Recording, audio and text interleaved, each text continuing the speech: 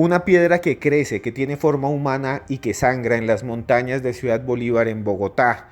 Una mujer vestida de rojo, una oficinista que fue un día a trabajar y cuando entró en el ascensor fue atacada por un toro en el edificio más alto de Bogotá que le causó heridas que la llevaron a la muerte. Pájaros que se han visto volando al revés. Y una leyenda urbana aterradora acerca de una niña que tiene, una muchacha que tiene una bufanda que oculta un extraño secreto. La niña de la bufanda, la chica de la bufanda roja.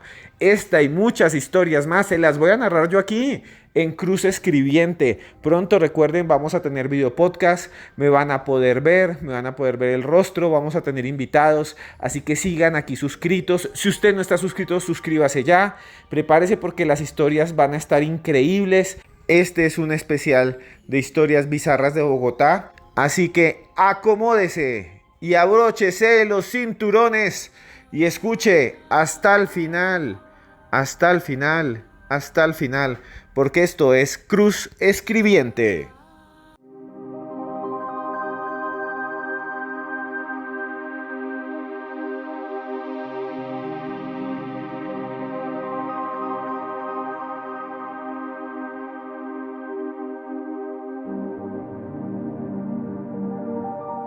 Al sur de Bogotá hay un grupo de barrios, una localidad llamada Ciudad Bolívar. Son montañas grandes, grandes, grandes, llenas de barrios con historias increíbles. San Carlos, Puerta de Piedra.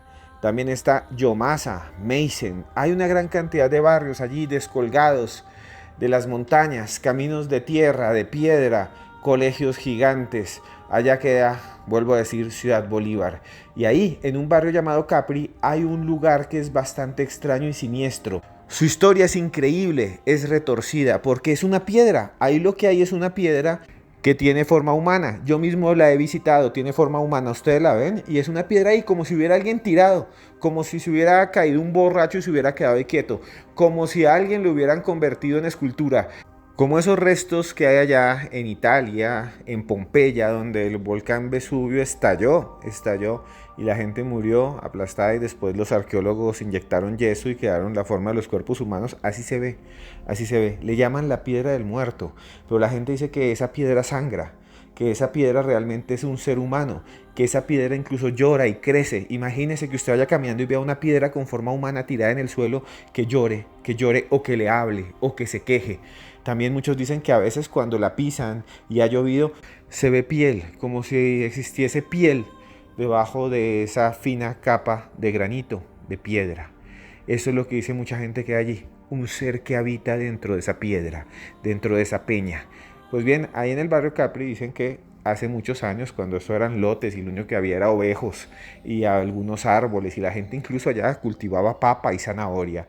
Se dice que allá, que en esa zona de Bogotá, había un ranchito y ahí vivía una señora con su hijo, una señora ya mayor, viuda, que tenía solo un hijo y el hijo la trataba muy mal. Se iba y se emborrachaba y volvía y la golpeaba y la maltrataba. Y que un día ese niño le robó a la mamá. Le robó la plata que la señora tenía escondida y guardada bajo el colchón. Mucha gente deja la plata bajo el colchón.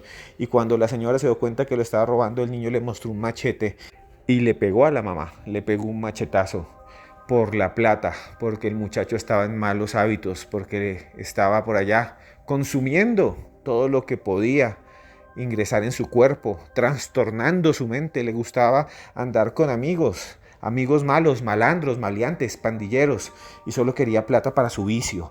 Entonces la señora herida le dijo: usted lo que hizo, hijo mío, eso no es de Dios, eso no se le hace a la madre, usted va a quedar maldito, usted desde este momento va a quedar maldito, maldita sea su vida, maldito sea el día en que usted nació. Y entonces el niño salió corriendo y se despeñó, se cayó, rodó una, dos, tres veces por la montaña y al final quedó ahí como en una cuneta y se convirtió en piedra. Se fue transformando en piedra, la piel se le volvió piedra, la cabeza, el cabello, los ojos, y quedó ahí congelado. Desde entonces, la gente de allá, de esos barrios, del barrio Capri, basta ya pedirle milagros a esa alma perdida. Es una alma mala que quedó ahí atrapada, pero que hace favores. Entonces van a rezar para que algún día él vuelva otra vez a caminar. y dicen que se ve ahí exactamente la forma de un ser humano, que a veces se queja, como les decía, que a veces llora, que a veces se lamenta, como si sintiera mucho dolor. Imagínense qué sentiría una persona si se llena de piedras por dentro. El hígado se vuelve una piedra, el riñón se vuelve una piedra, la garganta se vuelve de piedra. Imagínense qué le pasaría a alguien si sufriera esa transformación. Dice la gente que hace favores, entonces le deja unas cruces, le lleva flores. Dicen también que si uno va con el novio, la novia, el esposo, la esposa, y ese es infiel y lo hace parar, lo hace ponerse de pie sobre la piedra y le da un beso, si la persona es infiel queda tullida, le da como una especie de aneurisma y cae contra el suelo, queda con la quijada torcida.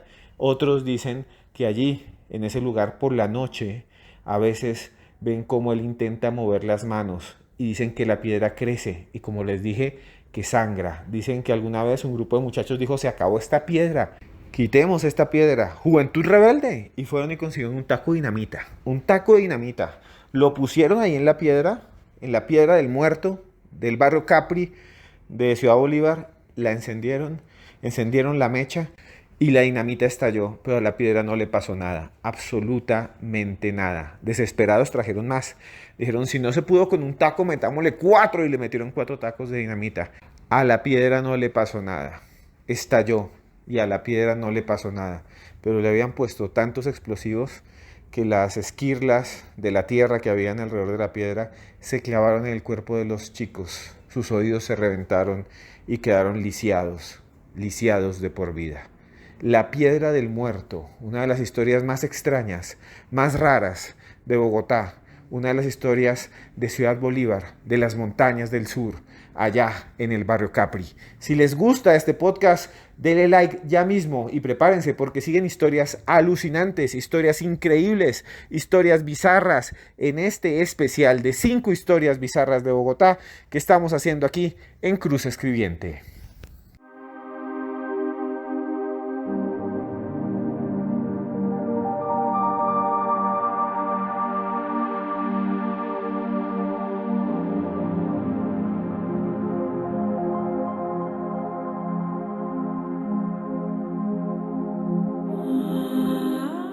Hace algunos años existía un programa de televisión que se llamaba Mil Maneras de Morir, Mil Formas de Morir, y en él mostraban casos reales de personas que fallecían en terribles infortunios. Recuerdo muchísimo la de un señor que le gustaba mucho consumir sustancias y entonces buscó una rana y la lamió. Y la lamió y la lamió, y la rana no le dio un viaje o algo así inesperado, no le dio algo placentero, sino que esa toxina entró en su cuerpo y el tipo murió deshidratado, además porque estaba bajo el sol. También recuerdo el caso de una señora que se subió a una limusina y luego abrió la escotilla, salió y empezó a gritar feliz. Y no se dio cuenta que había un montón de palomas. La limusina pasó muy rápido, en la mitad de las palomas se levantaron volando, ella estaba gritando, una entró rápidamente en su boca y pues falleció. Tristemente falleció porque pues le dio un golpe muy fuerte en la boca y murió instantáneamente. Son historias realmente absurdas, raras, pero en Bogotá también se han vivido historias similares. Y esta que les voy a contar es muy famosa, se ha transformado en una leyenda urbana, es realmente aterradora. Y tiene que ver con una tradición que tenía la ciudad, que ya se ha prohibido, que eran las corridas de toros. Hubo un tiempo en que había un montón de toreros españoles que venían a la ciudad y ellos venían a una plaza de toros que se llama la Plaza de Toros de la Santa María de Bogotá. Ahí se hacían las corridas y entonces traían toros de lidia, de ganaderías que venían de otros lugares del país. Esos toros los traían en camiones, los cuidaban para que después tristemente los sacrificaran. Bueno, no sé si a ustedes les gusta o no, pero esta historia tiene que ver sobre un hecho que sucedió realmente. Y para eso viajamos al viernes 18 de octubre de 1985.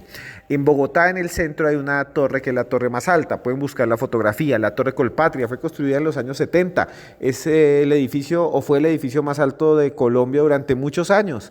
Es algo así como de concreto, tiene como unas líneas hacia abajo, parece una cebra, la Torre Colpatria. Y entonces, en ese tiempo, Ahí en esa torre había una gran cantidad de oficinas de bancos y también de empresas y corredores de bolsa. Hoy en día hay algunos pisos que están desocupados. Bueno, ahí trabajaba una muchacha que iba todos los días con su sastre, imagínela con su sastre, iba a trabajar, abría la ventana, imagínense en los años 80 y veía la ciudad a lo lejos, los edificios, veía los autos, veía los buses, veía los parques, los cerros, las montañas llenas de árboles y veía la plaza de toros de Santa María que estaba ahí al frente. En Bogotá había temporadas taurinas y como les dije traían los toros y los toros los llevaban y los dejaban varios días en la plaza antes de que se hicieran los toreos, que se hicieran las faenas, las corridas de toros. Y entonces estaban allí, dicen, los toros, el camión iba subiendo y como eso es,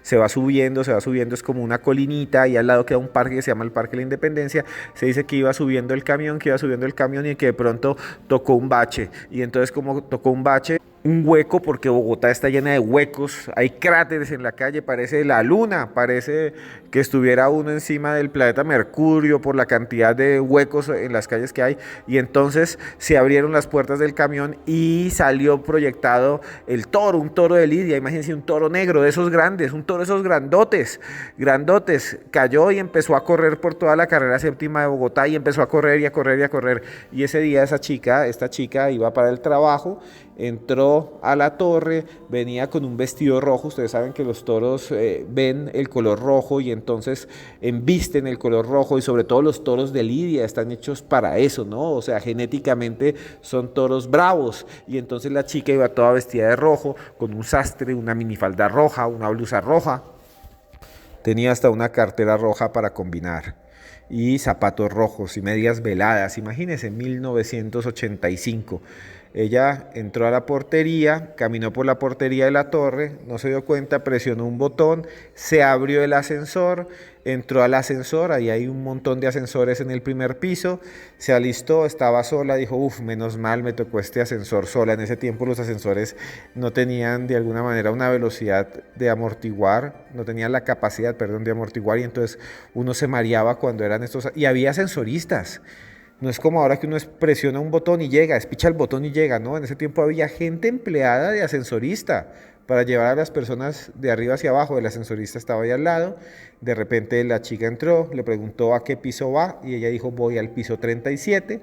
Presionaron el botón y de pronto el ascensorista vio una masa negra grande que venía corriendo, y de repente esa masa negra rompió el vidrio, el ventanal, y se metió y le vio los cuernos, los cachos, le vio el hocico, vio que tenía una cuerda. Toda la gente gritaba y gritaba y gritaba en la calle, y entonces el ascensorista salió corriendo, la chica no alcanzó, y el toro de lidia, observando el color rojo, el vestido que tenía la mujer, se lanzó sobre el ascensor y la presionó contra las puertas, contra el metal, contra el aluminio de esa caja que sube y baja en la mitad de los edificios y nos lleva a un lugar y al otro muy rápido, y tristemente la mujer falleció, aplastada por un toro en el rascacielos más grande de Bogotá. Es una de las historias más bizarras, más absurdas, y se dice que fue real.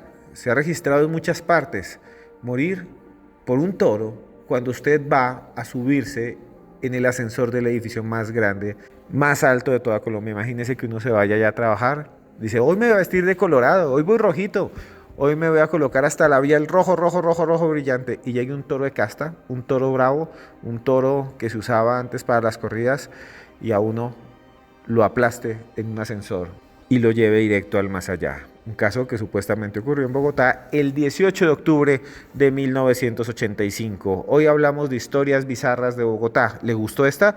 Si le gustó, ya mismo deme like. Aquí abajo, suscríbase, active la campana. Si quiere, deme un super chat. Y no se vaya, porque la historia que sigue es aún más sorprendente y extraordinaria.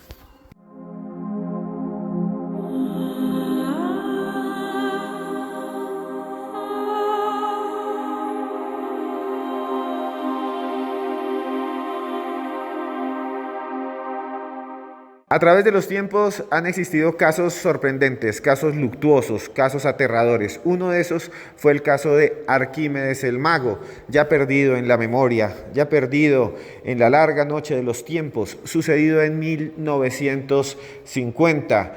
en la sabana de Bogotá, el 3 de noviembre de 1950. Y es un caso que tiene que ver con brujería, con hechicería, con espiritismo. Un caso que les voy a narrar en los próximos minutos y que les pondrá los pelos de punta. Un caso que, como les dije, muchos ya no recuerdan, pero que es realmente escabroso. Viajamos en el tiempo a 1950, al municipio de Chía, en Cundinamarca. En ese tiempo estaba muy lejano de Bogotá. Había que viajar en unos carros muy antiguos, en las flotas, le llamamos los colombianos. También había que viajar a caballo, todavía se iba a caballo, en bicicleta o a pie. Se demoraba desde Bogotá más de una hora. Hoy en día también se hace, pero por los trancones, por los embotellamientos, por los tacos que se arman en la autopista norte de Bogotá. Arquímedes Villalobos era un ciudadano joven de extraña personalidad. En ese tiempo lo veían caminar por la plaza de Chía, a veces se ponía ruana, a veces simplemente llevaba traje y corbata, iba a misa, se sentaba. Era una persona callada, pero muchos decían que era normal, que era una persona completamente normal, un joven normal, Arquímedes Villalobos. Pero lo que le pasó, lo que le sucedió, le cambió la vida. Y es que a mediados de 1950 el padre de Arquímedes salió de la casa, como cualquiera sale, como usted sale de la casa, salió de la casa un día a trabajar, a dar una vuelta. Es la rutina, ¿no? Es la rutina que tenemos todos. Salimos a trabajar, pero no sabemos si vamos a regresar. Pues el papá de Arquímedes no regresó. Desesperado, el muchacho empezó a buscarlo por todas partes y le dijeron, ¿saben qué? A su papá lo han asesinado. Arquímedes entró en una profunda angustia, salió a buscar, imagínense que a uno le digan eso, salió a buscar por todo Chía y de repente se dio cuenta que la policía había capturado a un muchacho, a un joven que supuestamente había acabado con la vida del padre de Arquímedes en una pelea tonta, en una de esas peleas que se dice que suceden por intolerancia, porque alguien empuja a otro en la calle, porque alguien empuja a alguien en un bus, porque alguien está por allí caminando por la calle y de repente alguien lo mira mal. Eso le pasó al papá de Arquímedes, que fue atacado por un muchacho, por un joven, que fue capturado, que se llamaba Juan David Socha. Cuando lo llevaron a la cárcel, lo acusaron y lo empezaron a procesar. Entonces Arquímedes entró en una profunda depresión. Claro, frente a estas cosas uno se deprime, se siente mal.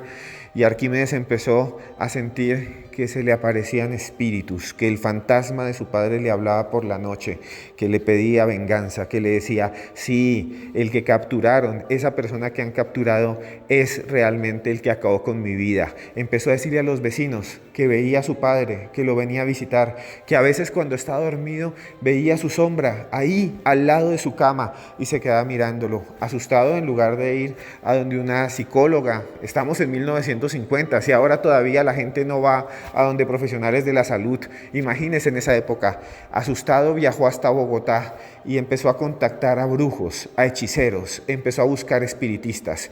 Empezó a buscar entre antiguos libros claves para contactar a los muertos, viejos grimorios. Leía una a una las páginas obsesivamente y creaba artilugios, creaba amuletos que llevaba para protegerse. Pero sobre todo lo que quería era contactar a su padre muerto para confirmar que este joven, Juan David Socha, había sido el homicida. Lo peor es que Arquímedes empezó a tener visiones más vívidas. Lo peor es que al mismo tiempo él decía que veía a su padre sentado en la sala de la casa y que le decía, sí, el que me mató fue Juan David Socha. Y durante esos días de apariciones constantes, de apariciones de sombras, de voces que le llegaban a la cabeza supuestamente del más allá, el supuesto asesino fue liberado. Sí, Socha salió a la calle y se fue para Chía con su familia. Él dijo, yo soy inocente, nunca hice nada. Empezó otra vez a tomar café en la plaza del pueblo. Le decían, cuídense porque dicen que usted acabó con la vida de este señor. Cuídese mucho. Y Socha, no, yo soy inocente. Y empezó a tomar cerveza, a ir a los bares. Arquímedes se convirtió en un obsesivo por la comunicación con los muertos y empezaron a decirle que era una especie de hechicero, un mago, Arquímedes el mago. Enajenado y desesperado, un día fue y buscó al supuesto asesino de su padre, que venía en una bicicleta. Lo atacó y con un cuchillo le hizo mucho daño hasta que falleció. Xocha murió. Nunca se supo si había matado realmente al papá de Arquímedes el mago. Lo cierto es que a él lo capturaron, lo llevaron a un juicio, a un juzgado superior que había entonces en los crímenes penales en Colombia. El juez era de apellido Rosso, el máximo juez. Se quedó mirándolo, le preguntó por qué había acabado con la vida de este joven y él respondió: porque mi padre muerto desde el más allá me dijo que él era el culpable y tenía que vengarlo. Lo sentenciaron entonces, vean cómo eran los jueces de ese momento, lo sentenciaron entonces a muy pocos meses, a 32 meses de cárcel, luego de lo cual fue liberado. No sé qué pensaba el juez, no sé qué pensaban en ese tiempo, pero Arquímedes el mago acabó con la vida de una persona en Chía, Cundinamarca, y salió libre en menos de 2 años. Una historia sorprendente, algo que realmente sucedió, casos increíbles de Bogotá, casos de True Crime que tal vez usted no conocía y que ahora conoce gracias a este podcast de Cruz Escribiente. Si les gustan estas historias, por favor, anótenme aquí abajo qué les gusta, qué tema les gusta más, dele like y suscríbase. Prepárese porque la que sigue es realmente espeluznante, otra historia extraña, bizarra, sobrenatural de Bogotá.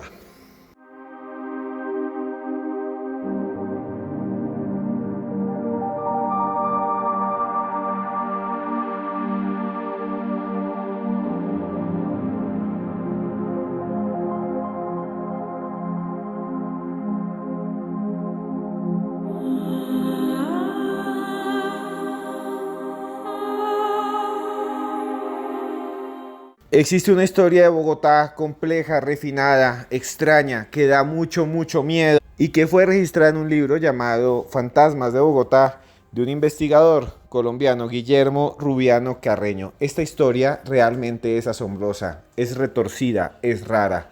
Comienza en el norte de la ciudad. Imaginen ustedes, en el norte de la ciudad durante los años 2000, en lo que era antes el hipódromo de los Andes. Aquí habían carreras de caballos, como en muchos lugares del mundo, pero los impuestos altos a los juegos de azar y el desinterés de parte de la población hizo que se cerraran estos lugares. Allá queda el hipódromo de los Andes, tiene todavía las graderías grandes, los restaurantes donde la gente tomaba whisky y veía a los caballos correr, apostaba cantidades de dinero, pero muchas cantidades de dinero. Pues bien, se hicieron algunos conciertos allí.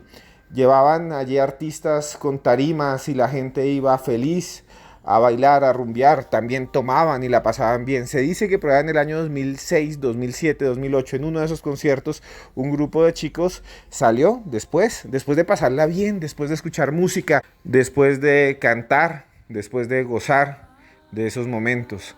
Tenían unos 20, 25 años.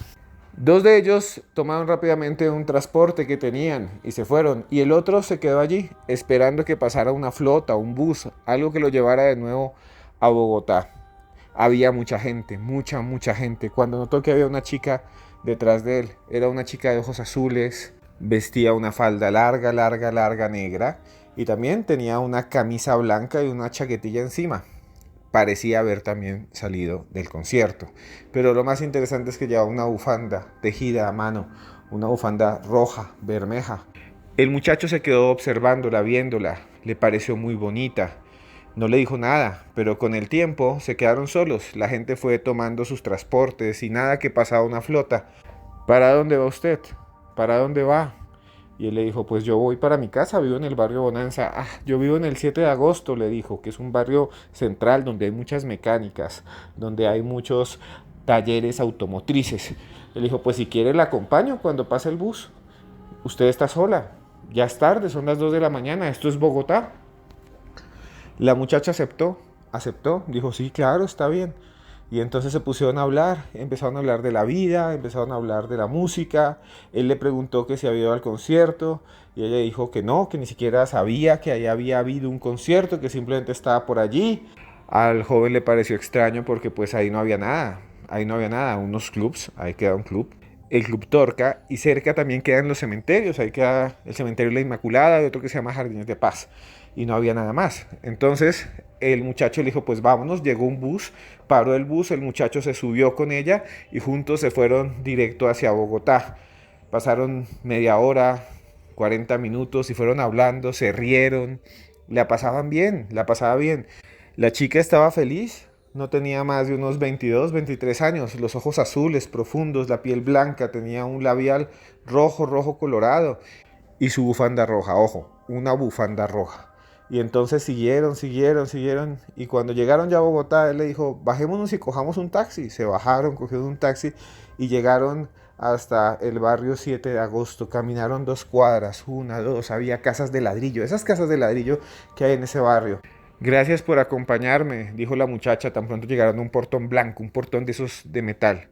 Ya me quedo acá, esta es mi casa. El muchacho le dijo, pues, espero que estés muy bien, dame tu teléfono. La chica le dijo, después nos vamos a ver seguramente en la vida. En algún momento nos vamos a ver. Y él sonrió y ella le lanzó un beso de lengua apasionado. El tipo sintió enseguida deseo por estar con ella.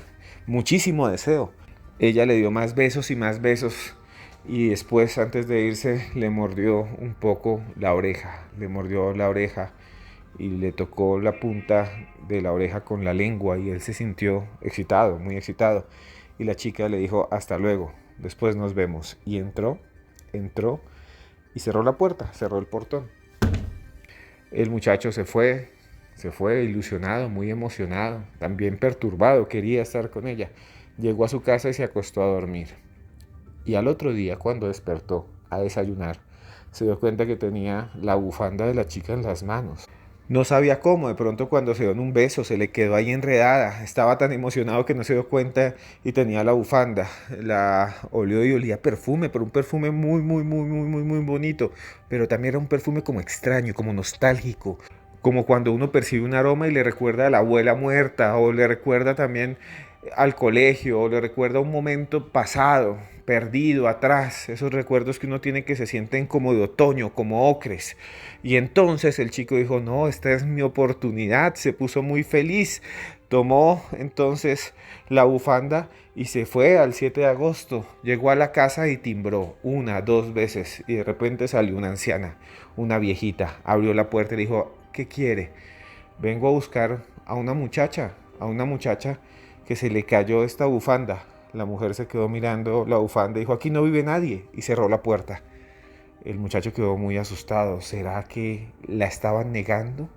¿No quería esa mujer que su nieta o su hija hablara con personas desconocidas?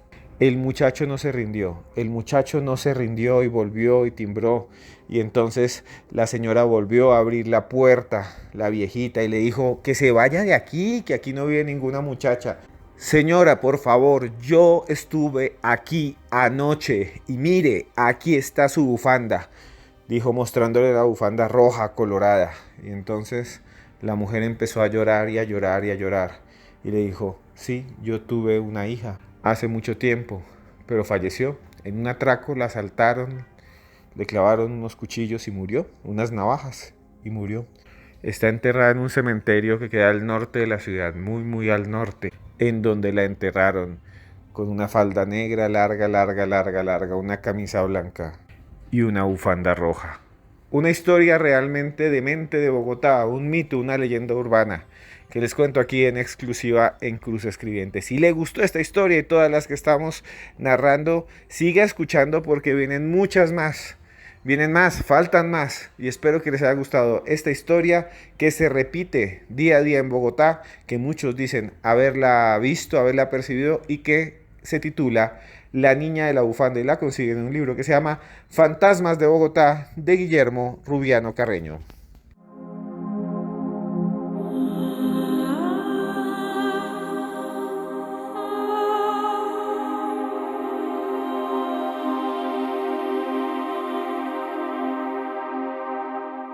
Se cree que hay fenómenos biológicos, manifestaciones de animales, apariciones que constituyen presagios horribles, que anticipan tragedias, cataclismos, Por ejemplo, en Estados Unidos hay una zona que se llama Point Pleasant, un pueblo en Virginia, y se dice que allí, que en ese lugar, apareció en los años 60 una especie de criatura que no tenía cabeza y tenía alas negras y dos ojos rojos brillantes, como las luces LED, como esas luces rojas, coloradas, bermejas, que tienen los equipos de sonido, que tienen los televisores, ese bombillito rojo que se mantiene encendido, como los ojos de Terminator, ¿no? De esa película.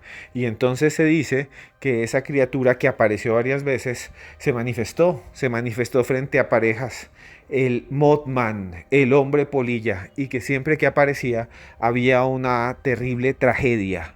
Y después se cayó un puente, efectivamente, allá en Point Pleasant, después de que apareció el Mothman, se cayó un puente y murió una gran cantidad de personas. Fallecieron una gran cantidad de personas. Y bueno, no solo eso, también en el norte de México dice que ha aparecido el hombre polilla o el hombre pájaro. En México se habla mucho de hombres pájaro, sobre todo en el norte, en Chihuahua. Si ustedes quieren escuchar podcasts sobre estos hombres pájaro, busquen aquí. Hay varios. Hace poco publiqué uno de encuentros con alienígenas, encuentros bizarros con alienígenas, y ahí se habla de esas extrañas criaturas.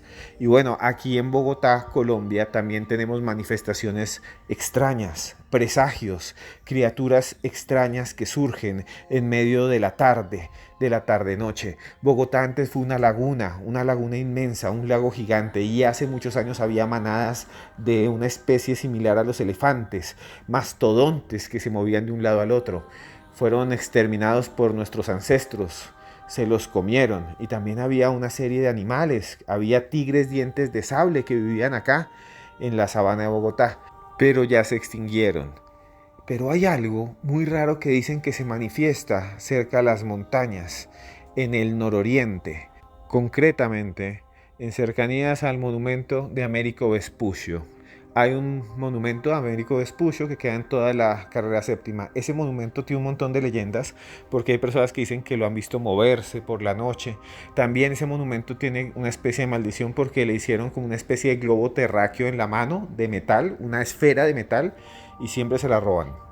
Incluso una vez la cambiaron por una de plástico y se la robaron porque muchas personas vandalizan los monumentos para venderlas después como chatarra, y eso es lo que le ha pasado. Pues bien, mucha gente decía que adentro de esa esfera había oro y no sé qué más. Lo cierto es que en esa zona muchos de los habitantes, ese barrio se llama El Chicó, y muchos de los vendedores ambulantes que ha habido y muchas de las personas que pasan a veces aseguran ver volar bandadas de pájaros.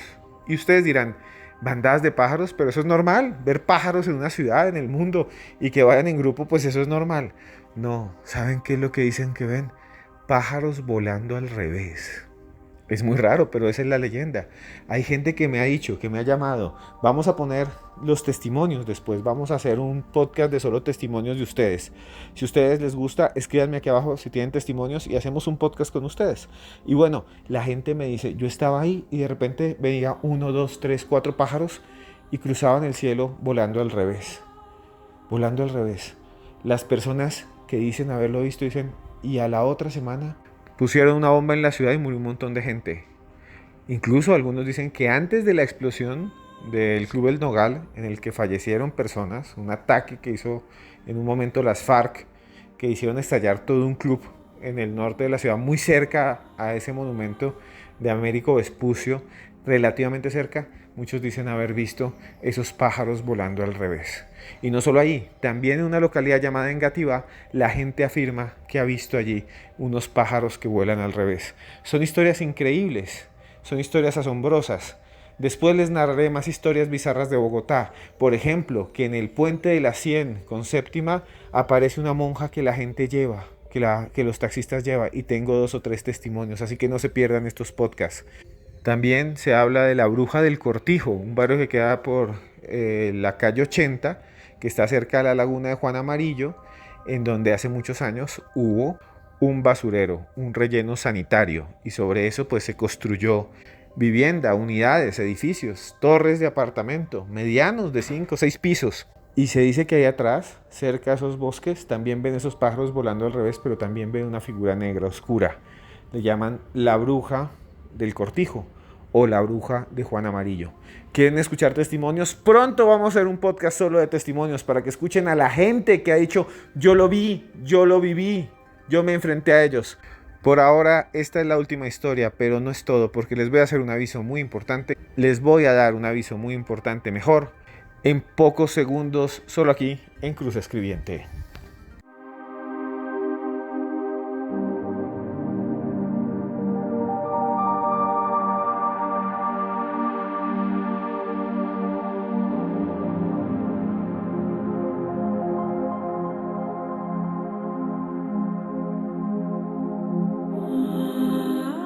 Bueno, llegamos al final de este podcast de encuentros bizarros con alienígenas. Hemos escogido cinco para todos ustedes. Hay muchos más. Hay un hombre rana por allá en Loveland, en Estados Unidos. Hay hasta un festival del hombre rana, parecido al que les conté de San Luis Potosí. También hay otro caso bastante interesante por allá también en los Estados Unidos, en Palos Verdes, que es de unos cerebros azules que encontraron dos personas que están asociados al fenómeno OVNI. Imagínense usted ir manejando y ver dos cerebros azules dentro de una carretera, dentro del sendero. Imagínese usted ver eso. También podemos hablar de otros casos sorprendentes. El caso Zambretta, por allá en Italia, un ser que parecía tener unas líneas sobre el cuerpo, un ser gigante. O por ejemplo el de Villasantina, de un pintor, Johannes, que dice que vio dos seres pequeñitos que estaban ahí al lado. Casos de encuentros con extraterrestres hay un montón. En Río Piedras, en Puerto Rico, a todos los que están en Puerto Rico, allá hay una historia también de unas criaturas que incluso dejaron marcadas las manos encima del capó de un carro y que querían ver a las gallinas, que se metieron a ver unas gallinas. Realmente son casos sorprendentes todos estos de encuentros con alienígenas. Sobre todo fueron casos en los años 50, 60 y 70. Últimamente no tenemos registros de casos similares. Tenemos unos de Guasimal, allá en el Valle del Cauca, en Colombia, de unos seres que supuestamente pedían agua y que saltaban de un lado para el otro. En la zona del silencio en México también hay otros casos de otros seres que le llaman los sedientos que piden agua. Aquí tenemos un podcast sobre la zona del silencio en México. Cuando quieran lo pueden escuchar. Y así muchos más. Muchos otros casos de encuentros con criaturas que parecen venir de otra realidad, que parecen provenir de otro mundo. Historias, por ejemplo, que pueden encontrar en libros como Expedientes X Colombia, si usted es colombiano, o les recomiendo también un libro que se llama Mis Primos, nada más y nada menos que de JJ Benítez, que tiene varios casos de encuentros con seres que parecen no vivir en nuestro universo, ni siquiera en nuestra dimensión, sino que parecen entrar aquí en nuestro plano en algún momento y se muestran, se hacen visibles, ¿no? Es la teoría también que tiene Anthony Choi, que dice que hay seres de otras dimensiones que a veces aparecen y que por eso en las mitologías hay tantas criaturas extrañas y tanta gente que habla de las sirenas, por ejemplo, las nereidas y otros seres, extraños testimonios que aparecen de un momento a otro de personas que aseguran que hay monstruos de otra dimensión, monstruos de otros mundos. Y bueno, muchas gracias nuevamente por estar aquí. Les quiero decir que dentro de poco, vuelvo a decirles como siempre, queremos hacer viajes a Egipto, a otros lugares del mundo. Me pueden buscar en todas las redes sociales para los que estén interesados como Cruz Escribiente. Ahí en redes sociales, búsquenme como @Cruz Escribiente y nos vamos a conocer Egipto. Y me encantaría ir a Lourdes, conocer allá donde se aparecía la Virgen, también conocer Fátima. Mi sueño es conocer Fátima, ir allá a Fátima sería algo realmente asombroso. Ir con ustedes sería algo mejor. También si les ha gustado este podcast, que esta vez son encuentros bizarros extraterrestres, denos like ya mismo. Campanita, activen la campanita. Super chat, envíennos un super chat, de verdad, muchas gracias. Y bueno, no me queda nada más que decirles que estos encuentros con estos seres tal vez sean solo parte de la imaginación de algunas personas.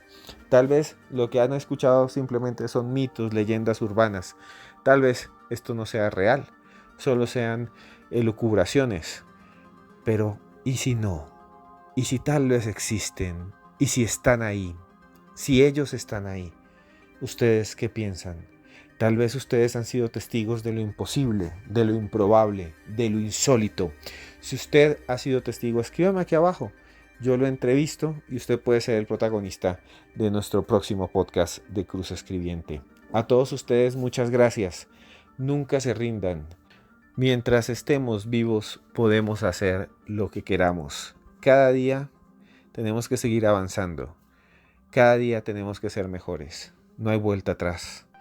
Podemos descansar, disfrutar del universo, disfrutar del amor de las personas, arrepentirnos, enfrentarnos a nuestros propios miedos. Podemos hacer todo eso porque estamos vivos y usted está vivo y usted puede conseguir todo lo que quiera. A usted que me está escuchando, solo cosas buenas, que sus sueños se cumplan, que todo lo que usted quiera se haga realidad. Yo desde aquí le mando buenos deseos. Yo desde aquí le mando solo cosas bellas para usted y para su alma. A usted que me está escuchando, gracias por estar ahí, gracias por existir, porque yo a usted lo quiero mucho.